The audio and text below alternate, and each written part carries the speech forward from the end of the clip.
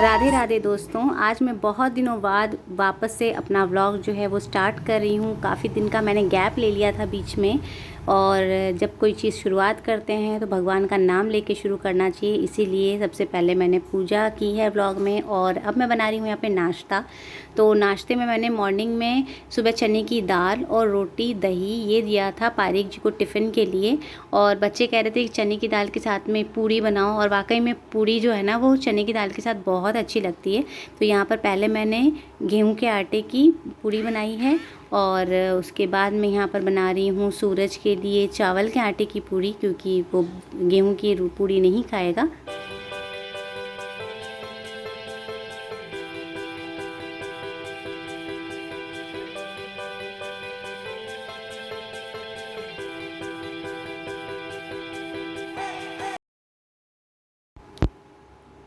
तो ये है आज का बच्चों का नाश्ता, चने की दाल और उसके साथ पूरी। आप भी कभी ट्राई करिए, ये बहुत ही अच्छा नाश्ता है। गुड मॉर्निंग फ्रेंड्स, कैसे हो आप सभी। उम्मीद करती हूँ आप सब बहुत अच्छे होंगे। मैं भी बहुत ही अच्छी हूँ और हमेशा की तरह बिंदास हूँ। और आप सभी को निर्जला एकादशी की बहुत सारी शुभकामनाएं। और आज निर्जला एकादशी है तो मेरे व्रत है। बच्चों को मैंने नाश्ता दे दिया है, पूजा वगैरह का जो काम है ना वो मेरा सारा हो चुका है। और अब मैं सारा जो बच्चों को जो मैंने पूड़ी बनाई थी मैंने, तो धान का वो गैस वैस है। अब मैं जाऊंगी किचन में, पहले किचन को एक बार स्लैब को साफ़ कर दूँगी। किचन विचन सब साफ़ हो जाएगी अच्छे से स्लैब, उसके बाद मैं अपने लिए बनाऊंगी चाय, क्योंकि आज सुबह से मैंने अभी तक चाय नहीं पी है। और जब तक चाय ना पियो ना तब तक एनर्जी नहीं आती है। वैसे तो बहुत सारे लोग ऐसे भी हैं जो कि निर्जला एकादशी बिल्कुल निर्जला, मतलब कि बिल्कुल पानी भी पिए बिना करते हैं। बट मेरे लिए तो ये पॉसिबल नहीं है, क्योंकि मेरे वैसे भी बीपी की प्रॉब्लम रहती है। अगर मैं निर्जला करूँगी और बिल्कुल दिन भर कुछ ना लूँ तो शाम तक तो पूरी मैं एकदम हालत ख़राब हो जाएगी। पारिक जी के आते आते तो मैं पूरी एकदम बिस्तर पकड़ लूँगी, तो वो मेरे लिए पॉसिबल नहीं है। यहाँ पे मैंने चाय बनाई है सिर्फ दूध की, और पानी वगैरह कुछ नहीं डाला है। ये ले आई हूँ मैं अपनी चाय, और आज चाय ना मैं पीऊँगी ग्लास में, क्योंकि व्रत के दिन ग्लास में चाय पीनी चाहिए, कप में नहीं पीनी चाहिए। क्योंकि स्टील जो होता है ना, उसको हम जो धातु जो होती है ना, स्टील या फिर कोई भी मेटल जो होता है उसको हम शुद्ध मानते हैं।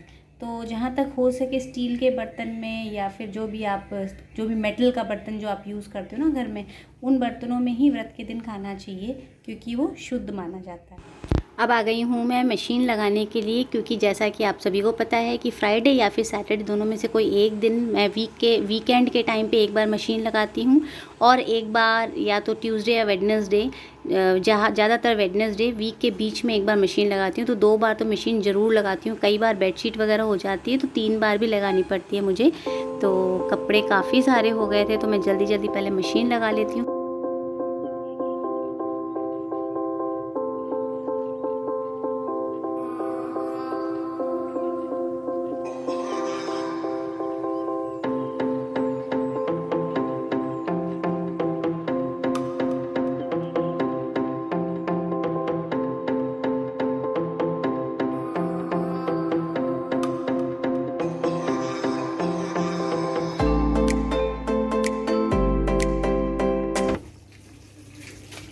वॉशिंग मशीन मैंने लगा दी है। अब वॉशिंग मशीन चल रही है, इसे कम से कम टाइम लगेगा 40-45 मिनट्स तो मिनिमम लगते ही हैं।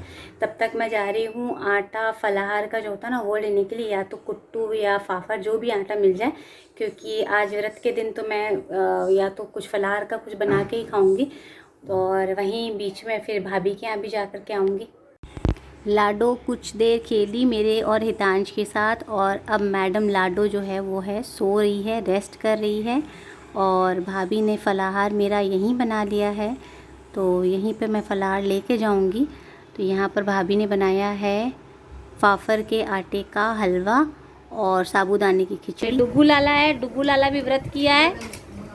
और डुगू सुबह से क्या क्या खाया? बस कॉफी खाई। कॉफ़ी खाते थोड़ी, कॉफ़ी तो पीते हैं।